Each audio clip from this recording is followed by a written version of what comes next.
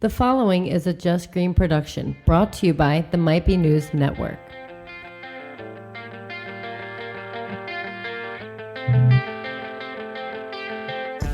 What's up, everybody? It's the week of January 25th, 2021. My name is Taylor Cooper. This is Might Be Sports. With me, as always, Kevin Reevy. What's up, Reevy? Yo, you know what just happened to me just now? What? You ever have that feeling I'm looking at us? Like we're looking at each other on this Zoom thing we got going on? Yeah. And I'm like, oh, man, we're not wearing our masks. You ever get that feeling? It's like it's a naked feeling you have when you're in a place where it's okay, like you're going to like your mom's house or something, or like a small get together, and you get out of the car or something, and you have that feeling like, why am I naked right now? Right. I'll one up you. Do you watch TV or movies like of any year or whatever, and it's just like, look at all these fucking people without masks on. It occurs to me a lot. I do it all the time. I'm like watching TV. I'm like, why is nobody wearing masks? Oh, this movie was made in 1996. That makes sense. Well, here's what happens every time. This is now locked in for my lifetime. Yeah. Before I had a cell phone, there were 2 or 3 instances where I jumped into a pool with my wallet in my shorts. And then once I got a cell phone, there were 2 or 3 instances where I jumped in the pool with my cell phone in my pocket. So now it's so jarring and it's so devastating when that happens that it just it scars you for life. Right. Now, whenever I watch a movie, any time period at all whatsoever, my first thought that comes into my head is, oh my God, I hope they didn't have a cell phone in their pocket. It could be a period movie from like the 1700s and someone gets pushed into a pond on like some plantation. And I'm thinking to myself, oh man, I hope their Samsung Q4 wasn't in their pocket. That would suck. Right. I don't always say it, but if you are ever watching a TV show or movie with me and someone gets pushed into a body of water, look at me, I'll look at you, and we'll both laugh because we'll both know what's going on in my head right now. And that'll just be for us. So speaking of just for us, nobody listening to this can see our names at the bottom of our Zoom screens here. Mine is just what my actual name is. Yours is Nick Siliani. Siliani. This is a bad one. Normally, it's a good one. I'm chuckling about it. I was giggling as soon as I saw it. And so I guess we'll talk about that first before we dig into the Super Bowl. Major moves by the Philadelphia Eagles. They hired a new coach, Nick Sirianni. Is that how you say it? I believe that's how it's pronounced. I'm consuming almost all of my media via text right now, like blogs and all that kind of stuff, Twitter. This is the only sports blog I think I listen to. So I haven't actually heard the name said, but it has to be. There'd be no other way to pronounce it. So I don't know much about this guy other than he's coming to the Eagles from the Indianapolis Colts. He was the offensive coordinator down there, working with Frank Reich.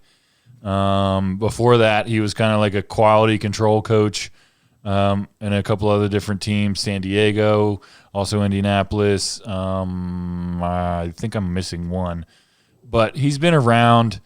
I saw a friend of the show, Andrew DiCecco, said in a tweet, I guess a while ago, that he named a few assistant coaches that were due for a promotion. Nick Sirianni was one of those people. I feel like since they announced the hire, though, and I wanted to talk about this a little bit. Since they announced the hire, I feel like every time I turn on sports radio here in Philly, it's outrage. Nothing but outrage over the hire. People are mad they didn't hire Deuce Staley. The players wanted this. The players wanted Deuce. The players wanted Deuce. Even co-host Danny from Might Be News said the same thing on an episode of Might Be News a couple weeks ago. I want a new boss every day at work. Okay, I want a new boss every single day at work, and it does not matter what I think. It does not matter what I say. It doesn't matter that I feel this way. So the same could be said for every single one of those players in the locker room, in my opinion, that it doesn't matter what they want. they are signed to a contract to play football for the Philadelphia Eagles, no matter who the coach is. Now, that being said, should Deuce Staley have been considered for it? I do believe so. I don't know how much consideration they gave him because I only heard them interviewing Josh McDaniels, one of the guys from San Francisco, and then Nick Sirianni. So I don't know, but apparently now Deuce Staley wants out of the organization. I don't blame him.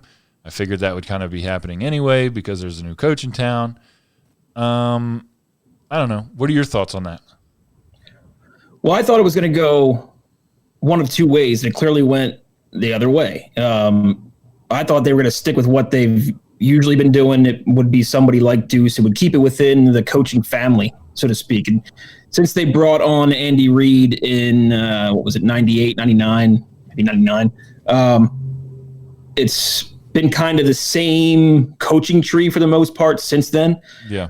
So you bring in, you got Deuce Staley, who was the assistant head coach, and he was the running backs coach, and of course he was the running back for Andy Reid, and Doug Peterson was his backup quarterback. It all connected back to Andy Reid, right? And I think they were either going to continue that, and I kind of thought they would. They have this, or they've always seemed to have this innate desire to need to prove to people that this is like a sterling franchise. This is like they said, the gold standard. So by reaching back into the past, it kind of legitimizes that idea, right, that we can reach back into the past because we have so much gold to reach back for. So I thought they would go that direction. Instead, they went in a completely different direction. So I don't think they wanted. I think they wanted a fresh start, completely from scratch. And they basically got a guy who had those, good roots under guys they respected. Like if they could get Frank Reich, they would take him. Yeah. Obviously, they're not getting him. So they got a guy who had, those good, came from good stock. Came highly recommended by Frank Reich. Franchise. Right. So, it looks like all the guys he's picking to be, offensive coordinator, defensive coordinator, guys that don't really have a tie to Philadelphia. It's just, starting from scratch, brand new ideas. And I think you have to go that way. That's why I didn't think Deuce Staley really made any sense, because then it's like, what are you doing letting go of Peterson in the first place for? Like, what's the whole point? And right. I was pissed off about that because, it's only been, 3 years since they won the Super Bowl. And I'm sitting here just thinking, man, like that means something to me. It was the first Super Bowl in franchise history. And when I heard the news, I was drunk at the time. And I said a few things like, you know what? They got me a Super Bowl. I've been looking for a Super Bowl for years, my whole life, for the Eagles. They did it. Doug accomplished it. They fired Doug, in my opinion, prematurely. Maybe it's time for me to prematurely exit as a fan of the Philadelphia Eagles. Maybe I should pick a new team now. I got what I wanted out of them. I'm done. They got what they wanted out of Doug, and they're done with him, so screw it. But now that I've had time to sober up, I don't really think it's you can't choose which team you love. It's just it ends up, well, I guess you choose at some point, but then you're stuck with it as far as I'm concerned. So I'm stuck with the Eagles. It is what it is. I've moved on, and this is the direction I would have gone. If you're going to fire Doug, then make it mean something. Start brand new, start fresh, and let's get new ideas in. Well, okay, and I agree with you 100%. But I want to ask, okay, because the natural next question would be, when you say start over, what does it mean for Carson Wentz? Because this guy is so closely tied and very highly recommended by Frank Reich, who Carson Wentz had a very successful season under. Is this a signal to you that they're going to attempt to fix Wentz before, like, they make a final decision on him? I think so, yeah. Yeah, that's how I feel as well. And I think that's crazy stupid. There's going to be, like right now, Deshaun Watson. We talked about this before. Oh, my God. If the Eagles could get quarterbacks. I mean, the market for any quarterback was pretty much Dak Prescott and Cam Newton. Yeah. I don't know what I don't know the situation with Dak Prescott now. I got to think the Cowboys are kind of out of options. Aaron Rodgers wants to go back to Green Bay. I think Green Bay wants him back. Deshaun Watson wants out. I don't know how capable the Cowboys are of trading for a guy like that. Let me tell you something. That could be an option. But I see my Deshaun thing was Watson. always Carson Wentz is one of the best guys available. Right. Cam Newton is like the number 2 to Dak Prescott. There's more options out now. That you got Deshaun Watson, you got other guys. I think that only helps. If you're going to trade for Matt Stafford, Deshaun Watson, whatever it is, and they're going to get first-round picks, I don't see how Carson Wentz doesn't. I mean, Deshaun Watson, people would back up the Brinks truck for him. I mean, he's going to get multiple round picks, multiple years. That's different. But Matt Stafford, you can't tell me Matt Stafford is worth a first-round pick and Carson Wentz is not. Right. That doesn't make any sense to me. Matt Stafford might be, I mean, he's what, like 35 years old? I don't know how old the guy is, but Wentz, come on. I think he's 32 or 33. In win now mode, you might prefer Stafford over Wentz. But if you miss out on Stafford and you offered a first-round pick, what are you going to do? Offer a fourth for Wentz? I think you'd be pretty happy with the consolation prize. So I think it kind of goes both ways. You offer it first for Stafford. If you miss out, you go for Wentz.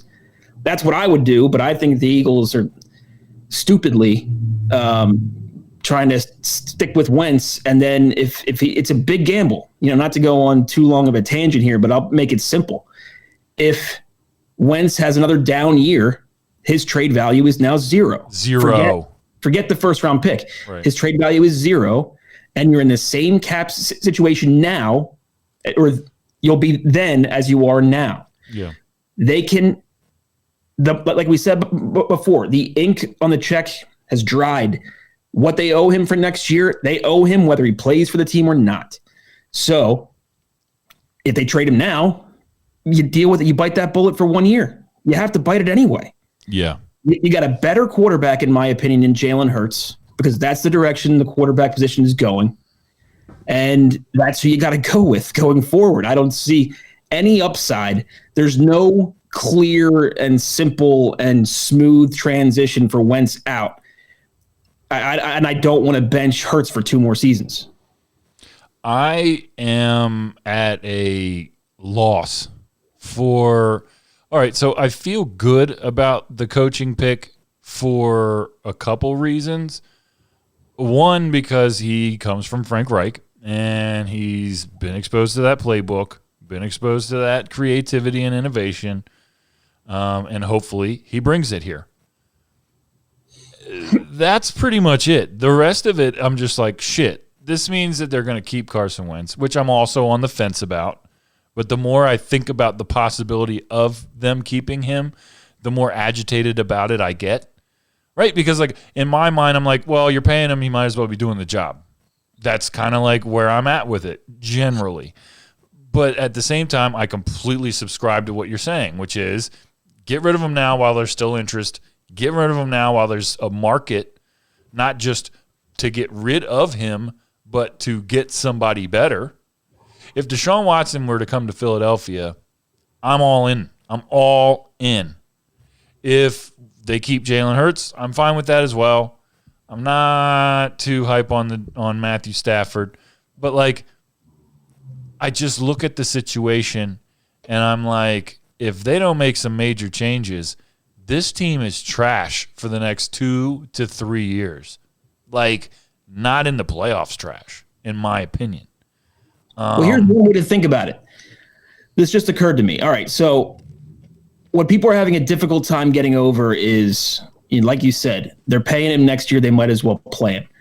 And I keep saying, they owe him that money regardless. So how about we look at it this way? If they trade him, if they keep him, they owe him $60 million, around $60 million. It's a little bit more than that. If they trade him, they owe him 30. Because if they keep him, it has to be for 2 years. Because again, if he plays next year, the same scenario is now. 2022 becomes guaranteed. Right. Basically. So it's not about trading him because you owe him the money now. Let's think about trading him so we don't owe him the money in 2 years. 2 years, yeah. You're basically trying to outrun your own contract at this point. let's trade him now to get rid of that money from 2022. Yeah. If you're running the numbers on this, the numbers I think are clear. Yeah. And that's you have to trade Carson Wentz now. He might be great. Yeah. But it's got to happen. Pretty damn good. You have what seems to be the second best quarterback out of the draft last year, and you got him at a really good value, and he played really well. And shoot, he was breaking records right out of the gate. He had 100 rushing yards in his first game as a pro, second or third quarterback to ever do that. I forget what that was, but he's the real deal, and he's not Lamar Jackson. He shocked me. I assumed because they hadn't had him throw a pass as a backup that he was more like, a gadget play guy backing up Wentz. I assumed, they know he can't throw a football. I saw him throw passes. Yeah. He threw a good football. Yeah. Yeah. But he's throwing to the same guy, Carson Wentz, the same guys he has. He's throwing to Travis Fulgham and Greg Ward, and it's tough. I tell you what. So we're going to move on and talk about the Super Bowl. But before we do, who's your favorite team next year? Because mine's not the Eagles. I'm going to be a Buffalo Bills fan next year, probably. Just to take a break. I'm sick of it. I'm sick of looking at it. I'm sick of looking at Jason Peters. I'm sick of looking at fucking all these old legacy players that are only on the team because they won the Super Bowl 5 years ago. I'm really tired of the quarterback controversy year after year after year after year. I love the Eagles, and I hope they continue to do well. I'm in the let's wait and see mode with this coach. I am frustrated beyond belief about pretty much everything else, from the ownership to the general manager, all the way down to the kicker sucks. I mean, I'm just like, what the fuck?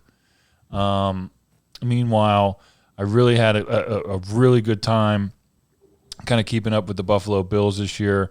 My parents up in Rochester, New York, root for them, so I've been kind of following them. My dad's a Packers fan, so I followed the Packers all the time. My mom's a Chiefs fan because we're both from Iowa, but she's a Buffalo fan because that's where they're at. So, I mean, and I just looked at like their performance in the playoffs and just how meaningful it is for them, and I love their quarterback. I love the chemistry that the team seems to have. And it reminds me of the Eagles the year that they won the Super Bowl. In my opinion, there's no better example of a cohesive team than there was the year that the Eagles won the Super Bowl. That whole underdog moment is something that I'll never forget, and I feel like I've been waiting for that to happen ever since they won the Super Bowl.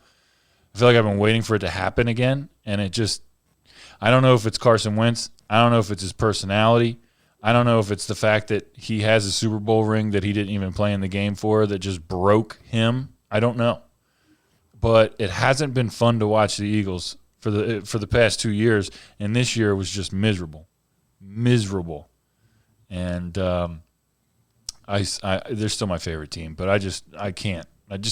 I don't even know what else to say. Well, like I said, you can't choose who you love. I love them. Yeah, you can't wake up one morning and decide, I don't like mac and cheese anymore. No. You'll always love mac and cheese. But you might decide, hey, you know what? I'm going keto for a while. I understand, you're going to. I just don't know if I need this negativity in my life right now. Right. I just, ugh. But you can't just, and I understand the Bills jumping on them, but. I like them, man. I was thinking the Vikings. I mean, the Vikings have always been my favorite non-Philly sports team, but that's the kind of team you got to jump to because you can't be a front runner. You jump on when things are always going great. That's why I'm not jumping on the Chiefs or anything like that. You know what I mean? The Vikings, I think, could have a good thing going. We talk about all those quarterbacks that are available. That could be an interesting team. They got Justin Jefferson, who is just basically stats-wise Randy Moss reincarnated, and they could do some very interesting things. All they need is a quarterback, and right now it seems like there's a lot available. But I don't know. That's who I would go with. But I'm stuck with the Eagles. I'm fine. I'm still hungover and happy about the Super Bowl. It's still great. I still love it. We're still in that time period where all is forgiven. It's just like a drastic fall off. And like I said, I don't know if it's Carson's personality or Doug's personality, but like they're not likable right now for me. Like not the team. I'm talking about the team's personality or culture. There's something about it that's rubbing me at least the wrong way right now. And a lot of that is people overestimating what's happening because it's happening right now. And whenever it's happening right now, it always feels like it's bigger than it actually is. I believe at the end of the season last year, if you go back to when Donovan McNabb was drafted, I think in 2000, I believe he was drafted in 2000. Since then, so basically this entire century, the top team as far as wins in the NFC was the Green Bay Packers. Number 2 was the Philadelphia Eagles. So they do have a track record. And that's like, I'm not all that worried because they have a 20-year track record of bouncing back. And even before then, they were never that bad for that long. Right. They had a good run in the early 90s. They just couldn't get over that hump. They were like the Cowboys of that era, just couldn't get over that hump, couldn't get through the first round of the playoffs. And then they had a little bit of a lull. They came right back. They had Donovan McNabb, short lull, Michael Vick, and then the Carson Wentz, Nick Foles stuff. So I think they can turn this back around. And I think what's this glaring thing that's staring us all in the face that we're just choosing to look away and not notice is Jalen Hurts. He's the Michael Vick. He's the Carson Wentz. He's the Nick Foles. He's the next guy, in my opinion. Right.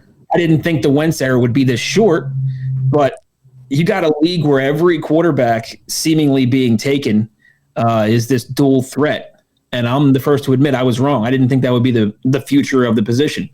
But it works, and every team seems to be doing it. Yeah. So are we going to be last to jump on that bandwagon? I think that's crazy. So you got the guy. Jalen Hurts looks to be the guy. You look at his stats at Oklahoma, and it's like, it's kind of crazy that he slipped to the second round. Yeah. And then everybody is off the Tua train. Yeah. Jalen Hurts, the guy who was passed up for Tua, there's a lot of experts out there that would say they'd rather have Jalen Hurts than Tua. Right. Well, he's right there. You just got to use him. And I think, you know what? The one thing I'm not saying is that maybe the Eagles actually are trying to trade Wentz, and they're not getting that first-round pick that I think they deserve for him. Yeah. So I could be totally wrong about his value. But I just see it. Like I said, I see his value. Quarterbacks like that with a track record under the age of 30, even over the damn age of 30, get a first-round pick. Sam Bradford did. Like it happens every time. Even when it's not a pick, like look at Phillip Rivers. He got $25 million for a one-year deal. Like $25 million. The Colts decided to clog $25 million in cap space for a 40-year-old quarterback. Yeah. With no arm. Like that's insane. But that's how valuable quarterbacks are. And if you can get Wentz at 28 years old, I guess he'll be next year, I think. It's got to be worth a first-round pick. It just has to be. I don't see any other way around it.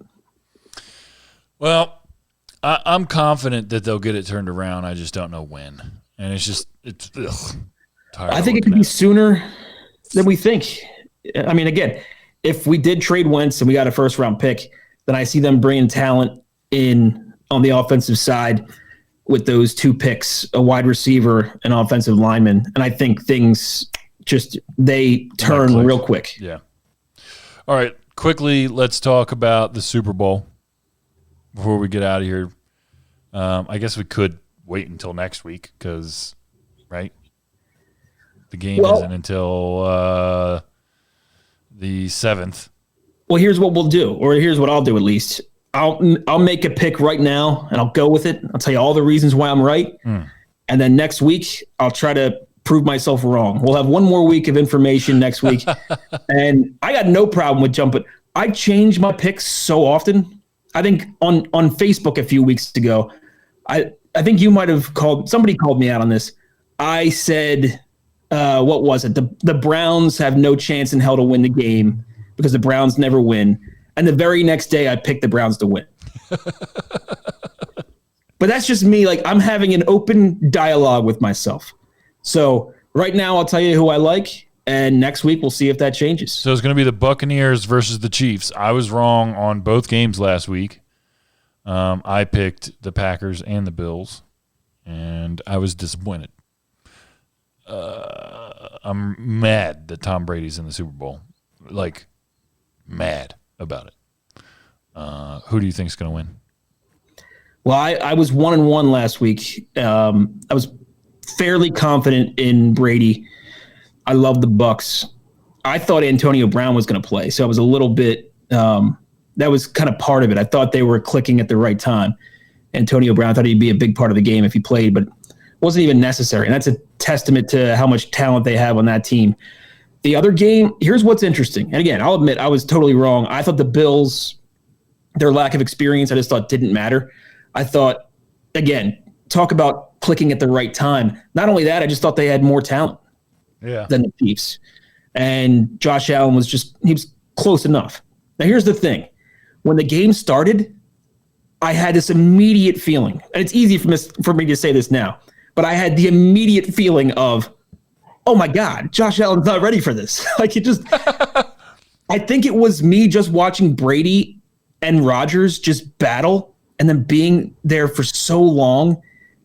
And both of them had pretty damn good games. Brady threw up some ducks, but they were picks that didn't really matter, didn't really change the game. They put up 31 points, and he threw 3 picks. Yeah. And that's what's weird. On that stat sheet, you look at that and say, what the hell happened? Yeah. All those picks were deep bombs. Right. That ended up being kind of like punts. So it worked out for him. But just watching those two guys go at it and all their experience under their belt. And the first thing I see when I look up at the TV at this Bills game, I see Josh Allen, and I'm like, I have no frame of reference for this. Like, I don't think he can get this done. Yeah. And then you got Patrick Mahomes on the other side, who's just the Iceman. I mean, forget it. He's just too damn good. And I immediately thought, like, this game is tied up at 0, and I feel like the Bills are down 14 points already. So I think I need to readjust, like, how I think of preparedness going into games like that. Josh Allen just might not – he's great. But I don't think he's Patrick Mahomes where, like, you can just be there first time and get it done. Right. So I was wrong on that. But that being said, now you got two guys that, you got Tom Brady versus Patrick Mahomes. Jeez. It's that adage, really. You just never bet against Tom Brady. And I kind of believe that. There's no way. I would right now, for sure, I'm going to lock in the Buccaneers. Bank on it. 100%, not changing my mind unless I do next week. So there you go. Yeah, I'm picking the Buccaneers, and it makes me fucking sick. I love Tom Brady.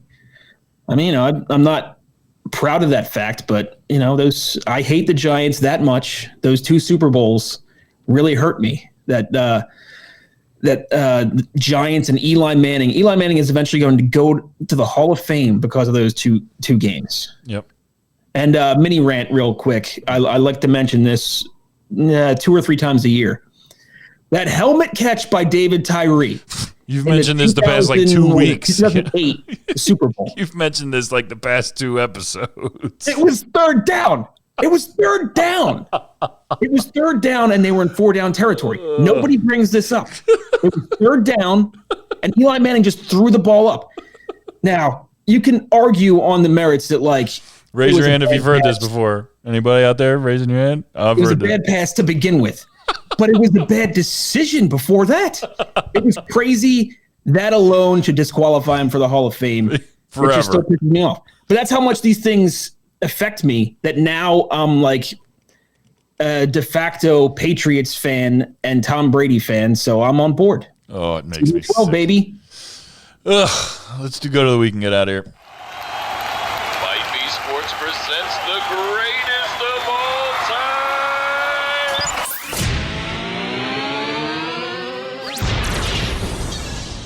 of the week.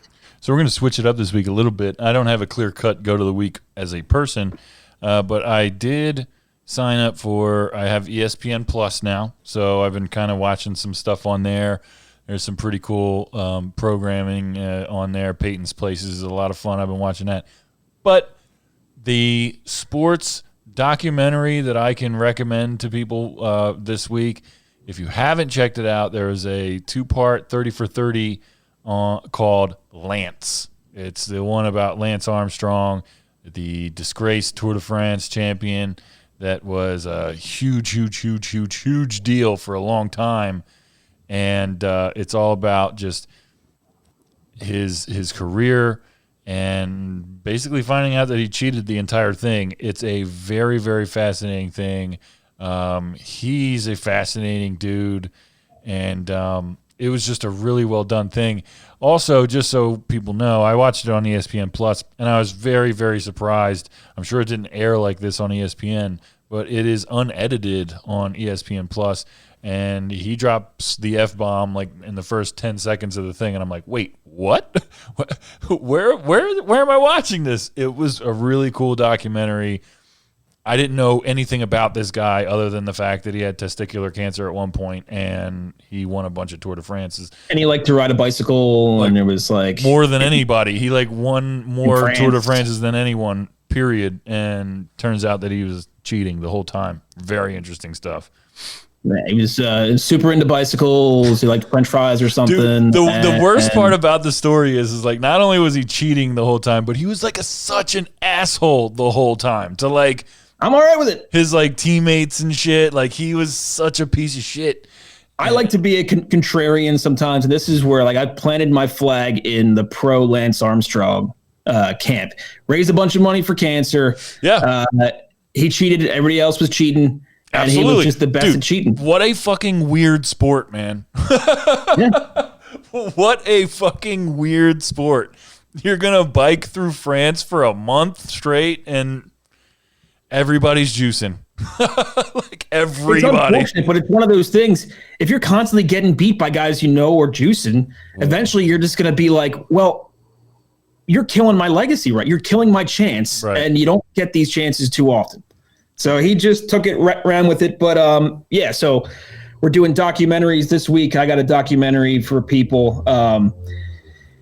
This was one, I recommended it to you before. I don't know if you ever watched it. It's called The Battered Bastards of Baseball. I always forget what it's called because it's got too many damn words in the name. I like simple things like Lance. Which is The Battered Bastards of Baseball. Real quick, check it out. Even if you're not a sports fan, you'll love it. If you're listening to this, you probably are a sports fan. If you're not a baseball fan, doesn't matter. It's about an independent baseball team that just basically shook up minor league baseball forever, scared the hell out of Major League Baseball because an independent team basically disconnected from the majors in any way became the best minor league team in baseball and was beaten up on all of the affiliated minor league teams, and Major League Baseball got worried because now their prospects are facing guys that are much better than them, and they're worried about, how they're going to project or develop against this crazy, awesome minor league team. And it was the team was developed by Kurt Russell's dad, the actor, and a very cool thing, a lot of people don't realize this, Kurt Russell was a major League Baseball prospect. Big time. He was a child star actor, but he was always an athlete. And I'm sure, the money in his family allowed him to have the best training growing up, whatever it was. He would have been a Hall of Fame second baseman, I'm sure of it. He got hurt when he was, let me see if I can pull up the stats here. I believe he was 22 when he got hurt. He was in Double-A ball at the time for the Angels of California. When he got hurt, he just got called up to Double-A. He was 9 for his previous 16 at-bats. Wow. Just tearing it up, batting .563 in those 16 at-bats, just tearing up baseball. 292 career minor league batting average and 356 at bats. He just would have been good. He would have been really, really good. He would have been like a Ryan Sandberg type Hall of Fame second baseman, in my opinion. I mean, things worked out pretty damn well for him, but those things are always cool. Like Macho Man Randy Savage, he played minor league ball. I think he may have even gotten a cup of coffee in the majors. I'm not sure if he ever actually got a plate appearance, but it's always cool to see these guys that were famous for something else actually having major success in baseball. It's cool. But besides all that, check out the documentary. It's wild. I will have to check it out. Speaking of Kurt Russell, he's in the most recent episode of Peyton's Places. Peyton Manning, his show on ESPN Plus. If you want to watch a TV show with the actual greatest quarterback of all time, check it out. It's a really, really cool show. It's a lot of fun to watch. He's hysterical. Kurt Russell's on there trolling Peyton Manning because he's a Patriots fan and, of course, Tom Brady fan. So it was a pretty funny episode. Go check it out. Kevin Reavy, great job this week. Fun times. Fantastic. We're always sponsored by Eunomia CBD. Go to eunomiacbd.com. Use promo code MBN. Get 20% off, free shipping, and a free gift. Check out mbnnetwork.com. It's never been easier for you to find your new favorite podcast. Make sure you tune into Might Be Brews live on Thursday night or check it out on Friday. Either way, have a great week. Peace out, everybody. Peace out, Reavy. Later.